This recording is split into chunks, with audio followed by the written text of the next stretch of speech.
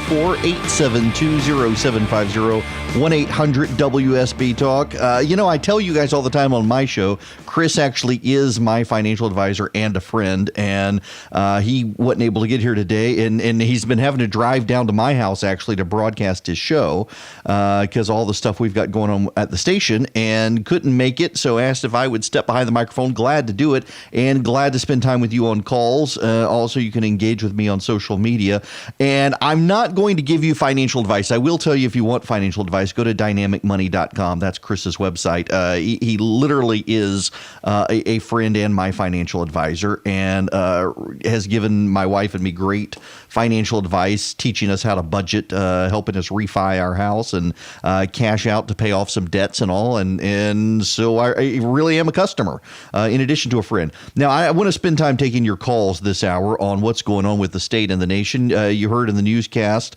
the president has accepted a request from the governor to do a disaster declaration. So federal assistance will be coming in to help Georgia. The governor continues to be attacked here in the state for not shutting down the entire state. Some states are shutting down, some states are not. Let me give you the overall projections we have right now dealing with this viral situation. 125,313 cases in the United States, 2,197 deaths. For a contrast here, though, look at Italy, 92,472 with 10,023 deaths. Pretty staggering. Now, I don't believe the Chinese number, and you shouldn't believe the Chinese number either. Because when you look at Western countries that have better healthcare systems, they're faring worse than what China claims, some doing better. I mean, look at Germany, 58,247 cases, but only 455 deaths. Spain has 78,797, but 6,606 deaths. And here in the United States, 125,000 cases and 2,100 deaths. Now, let me give you the audit trail for the state of Georgia as well. There are right now in the state of Georgia 2,651 cases of COVID-19, 666 hospitalizations, and 80 deaths. That's a 3% mortality rate for those who get the virus. Here's the audit trail for county by county. 407 Fulton, 272 DeKalb, 239 Darty, 222 Cobb, 143 Gwinnett, 119 Bartow, 64 Carroll, 59 Clayton, 56 Cherokee, 55 Henry, 43 Lee, 37 Douglas, 35 Clark, 32 Hall, 27 Floyd, 26 Fayette, 25 Forsyth, 23 Paulding, 22 Coweta, 20 in Lowndes, 18 in Rockdale, 17 in Newton, 16 in Early, 15 in each of these, Chatham, Houston, Mitchell, and Sumter, 14 in Gordon, 13 in Bibb, 13 in Tift, 12 in Columbia, Richmond, and Spalding, 11 in Oconee, 10 in Polk, Terrell, and Worth, 9 in Lawrence and Troop, 8 in Coffee, Glen, Muskogee, and Whitfield, 7 in Barrow, Bryan, and Thomas, 6 in Colquitt, Crisp, and Peach, 5 in each of these, Butts, Meriwether, Pickens, Upson, Walton, and Ware, 4 in Burke, Decatur, Effingham, I'm sorry, they'll get mad at me, Lumpkin, and Miller, 3 in Calhoun, Catoosa, Fanning, Irwin, Liberty, Lincoln, Madison, Monroe, Murray, Pulaski, Randolph, Seminole, and Stevens County, 2 in Baldwin, Ben Hill, Camden, Dawson, Franklin, Harrelson, Harris, Jackson, Jasper, Jones, Lamar, Pierce, Pike, Tatnall, Turner, Twiggs, and Washington, and then 1 in each of these. Bacon, Baker, Brooks, Bullock, Candler, Charlton, Chattahoochee, Chattooga, Clinch, Dodge, Green, Hart, Hurd, Jenkins, Long, Macon, McDuffie, Morgan, Taylor, Toombs, Wheeler, White, Wilkes, and 262 in unknown counties. There are about a quarter of the counties left that have, actually less than a quarter of the counties that don't have it. The bulk of it is in the metro area, which is why things are shut down. Now, if you got questions about the stimulus, or you got questions about the strategies moving forward, you got questions about what's going on around the country, I'm happy to take them. 404-872-0750, 1-800-WSB Talk. Let us go to Carla in DeKalb. Welcome to the Chris Burns Show. Hi there. I am hoping you explain how the fact that we can't just print money, right? That we have to back it up with something. I'm sorry, there was a delay. No, that's okay. If you could explain how that that part works, that we can't just print money and that's okay, that it has to be backed up. I don't understand that. You mentioned it in your show the other day. Yeah, okay. So Thank you. I'll make it. Let me see if I can explain. This goes back to the Roman era. So let me give you some history. Back during Rome, they had a crisis in the second century or in the third century. They had a series of bad emperors, and money began to be devalued. They were paying people with silver and gold, and they started mixing money, other metals in to make it more reasonable for Rome to be able to pay soldiers and whatnot. And it began to devalue the currency because they were cheapening the coin. And as they produced more coins, inflation ran amok. Now, let me explain it to you this way. Let's say you want to, my neighbor across the street from me is a doctor, and he bought himself a McLaren.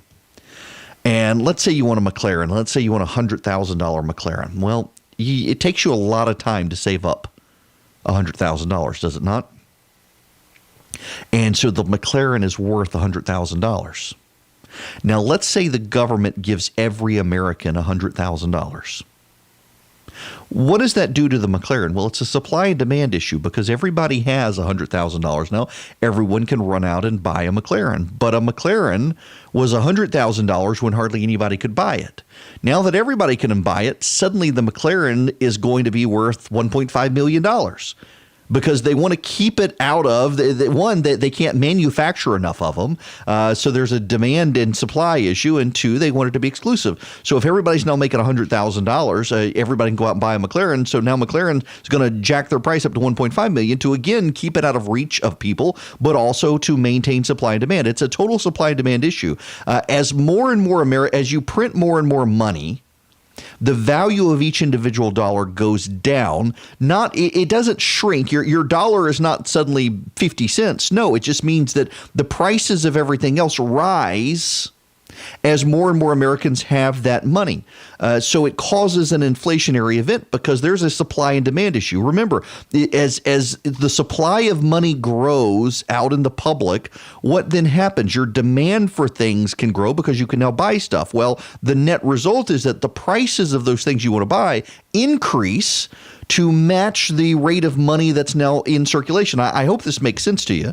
If everybody suddenly has $100,000, your $100,000 cannot buy you what $100,000 bought you last week. And the reason is because all the things that you could have bought last week now suddenly skyrocket in price to keep up with the demand. Now that everybody has the money.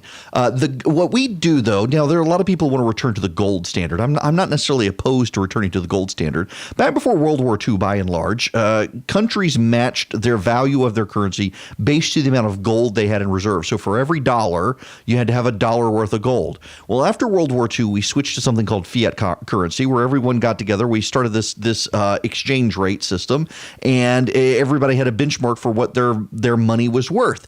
And countries could come together in a treaty and change what their money is worth. But nobody's going to do that right now. There is this new economic model that's being pushed by the left, modern monetary something or other. Alexandria Ocasio-Cortez, for example, and others are pushing this idea that the government can give everybody $1 billion and then they can rearrange the system in order to keep inflation from happening. That's essentially what they want, is you can just print money willy-nilly, give it to people, and then you can exchange government savings and government bonds to reduce the inflation that would happen. This is you got a bunch of communists and socialists who believe that, but no one else in the real world wants to believe that, or it's not even a matter of wanting to believe that. It's a matter of can't believe it because it's funny math and it doesn't work. You got to be real careful there. That gives us a problem, though, with the stimulus plan. The government has just released this $2.2 trillion stimulus plan. I want to take you through what the stimulus plan does. I also want you to know, if you're a small business now, the government does now have a business website for you. It's for individuals and small businesses. The website is disasterloan.sba.gov.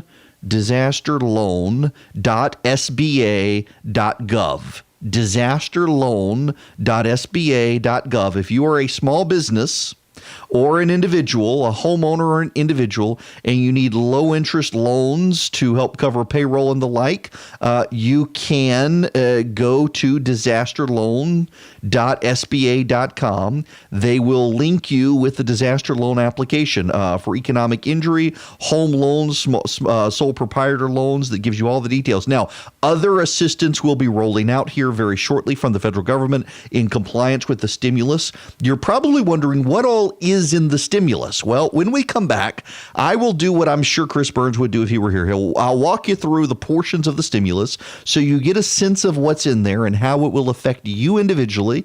And if you're a small business owner, how it will affect you. I'll also take your calls, 404-872-0750, 1-800-WSB Talk. It is Erick Erickson here, yes, but this isn't my show. This is the Chris Burns Show. The Chris Burns Show. Money made personal.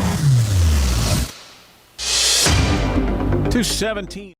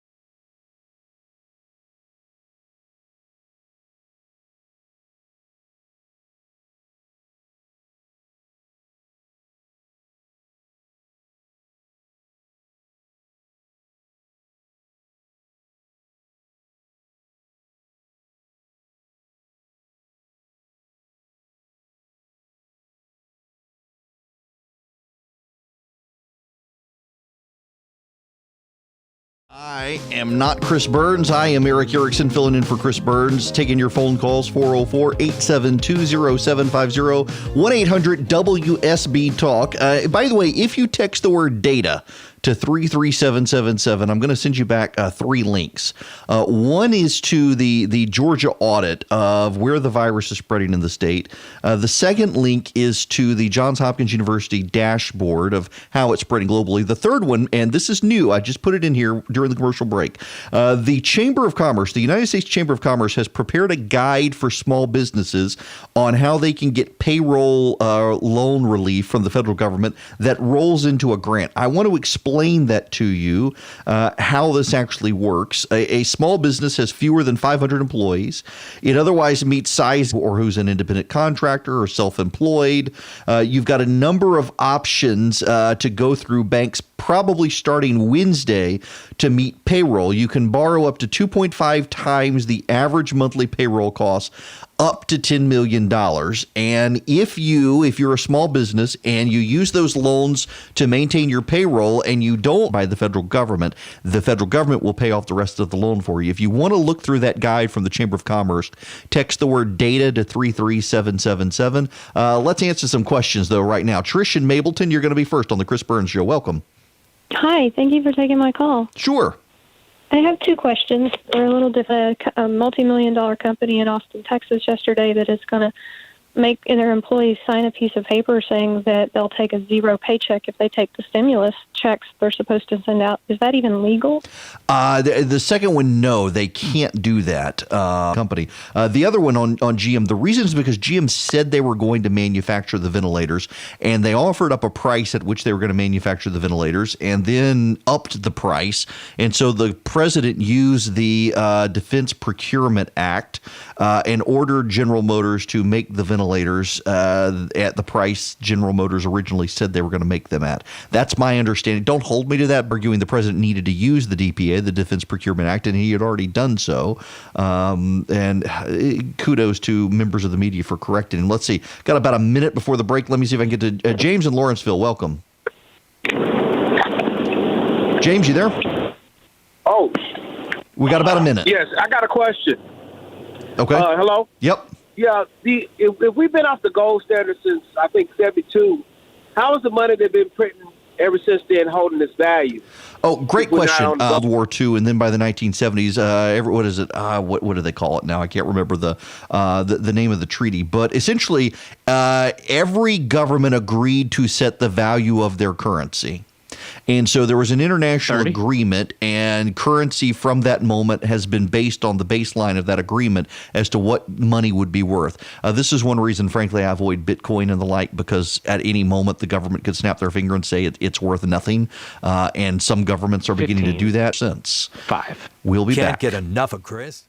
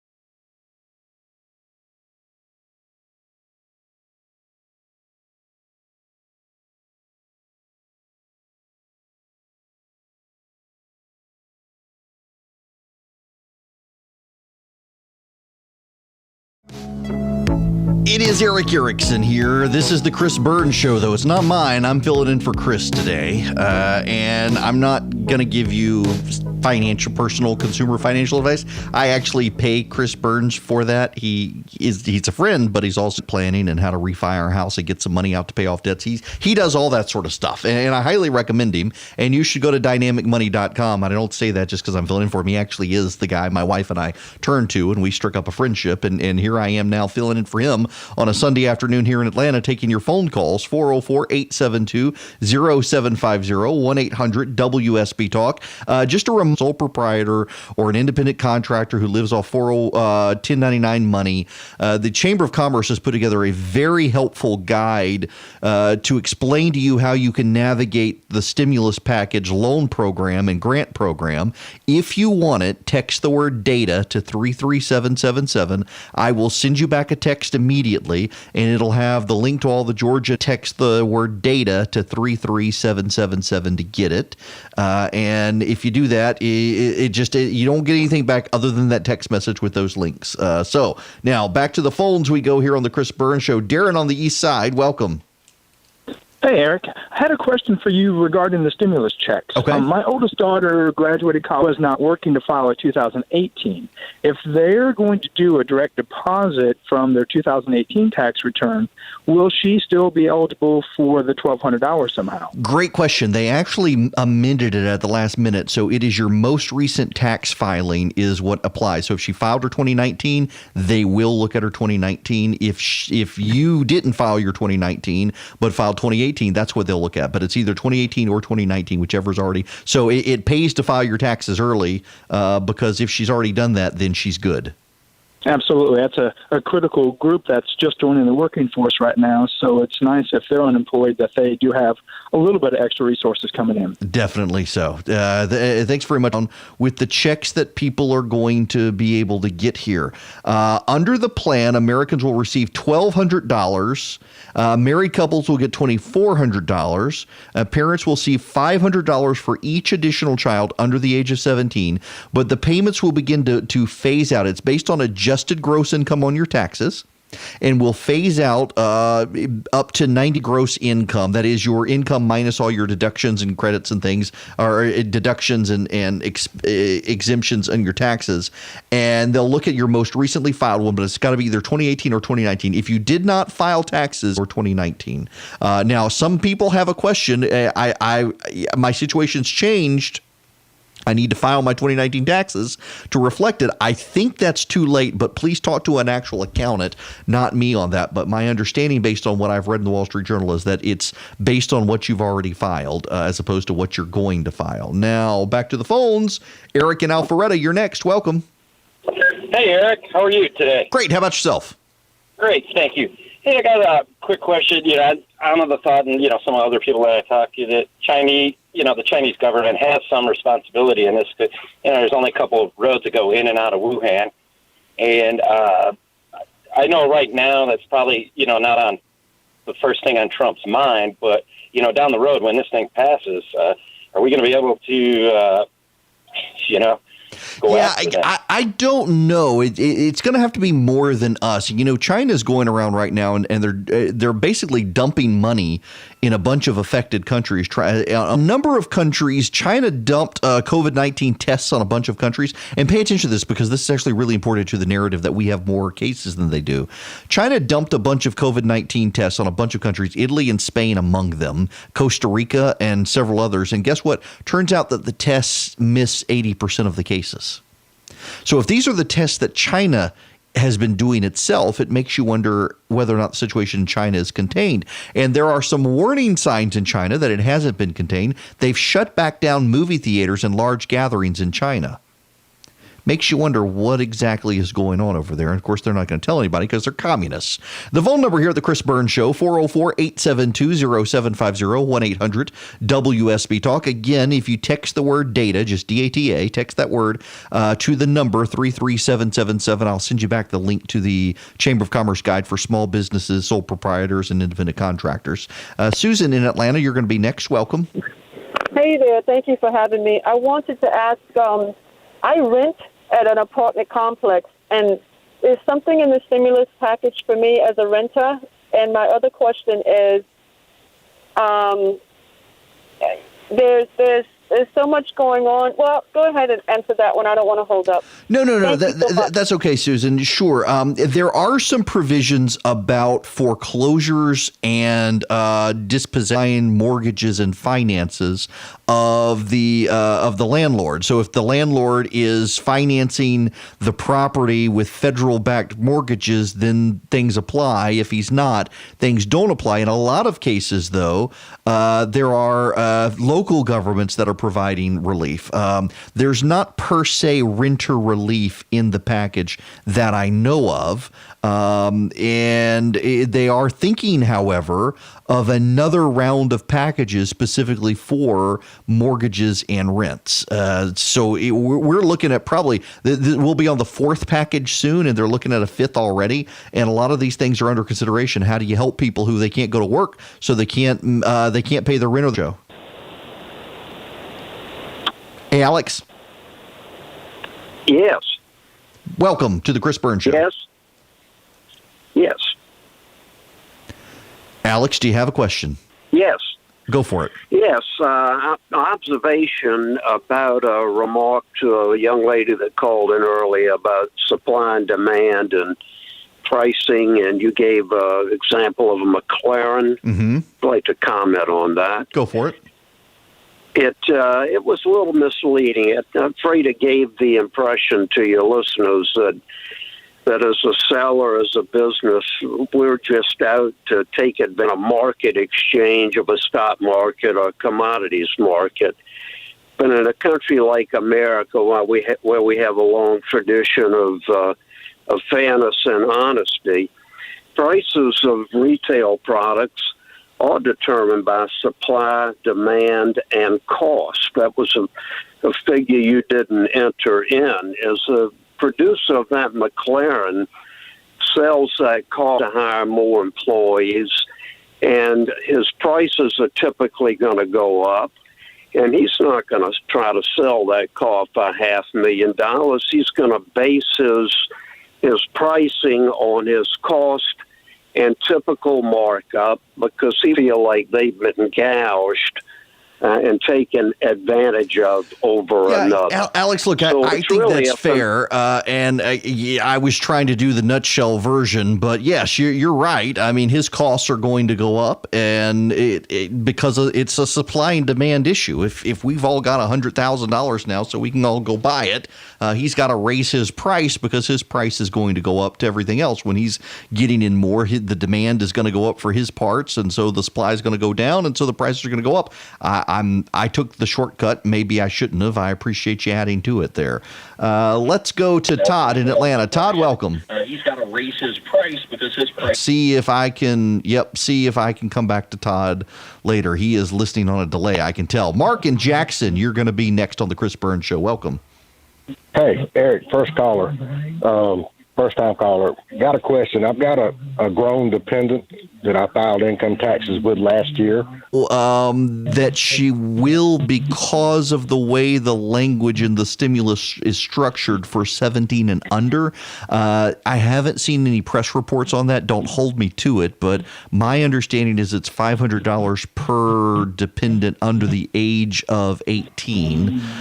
They may have something in there, though, Mark, that just hasn't gotten reported, that has flown under the radar in that issue. Leo in Dallas, you're going to be next on the Chris Burns Show.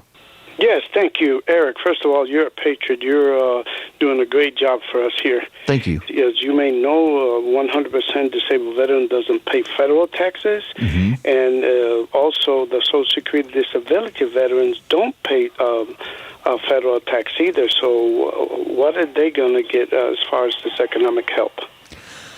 Oh, that's an excellent question. Let me see here. I haven't heard anything. Yeah, and I'm scanning now. There's a military benefits website that breaks this down, and I'm scanning it real quick. And let's see. It is, let's see, you've got the $1,200 for tax filers, but for veterans receiving benefits in the Department of Veterans Affairs for VA disability benefits, pension, or survivors benefits will be treated the same as those receiving Social Security disability, or SSI benefits, and do not qualify for stimulus checks. For instance, a veteran whose only income is veterans disability payment is eligible as long as they are not dependent on veterans disability. Then you will be eligible for a payment from the federal government under the text of the loan. Seniors who receive Social Security and Social Security disability payments will receive a stimulus check as well. Individuals with $0 of income are eligible for the check so long as they are not that of their parents will qualify. Generally, full-time college students under the age of 24 is considered a dependent. If not a dependent, they will qualify there as well. That's useful information for folks. Now, I want to try to keep taking as many calls as I can, but to do that, I got to do good on the clock management, so I need to go out and take a commercial break. It is Erick Erickson filling in for Chris Byrne.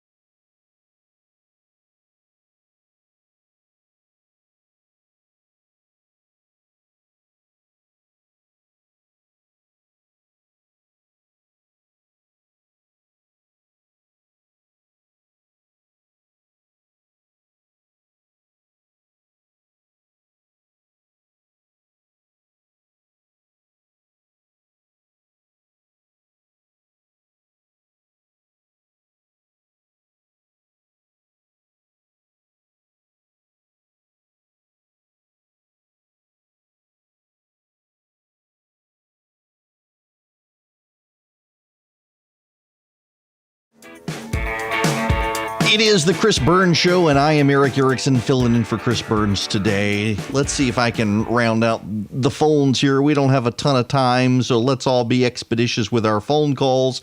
Amanda in Canton, you're going to be next on the Chris Burns Show. Welcome.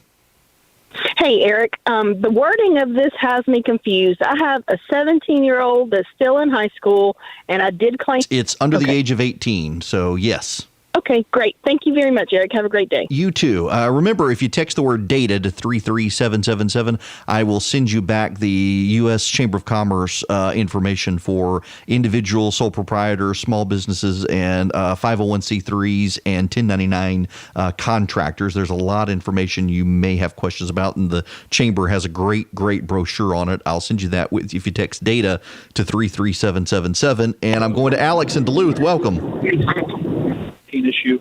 I lost my part-time job, which was a restaurant job that I used to make like between $400 to $1,000 a month. The other job is still full-time. I still work there, and the restaurant filed unemployment for all the employees because obviously everybody, had to be cut, so to say.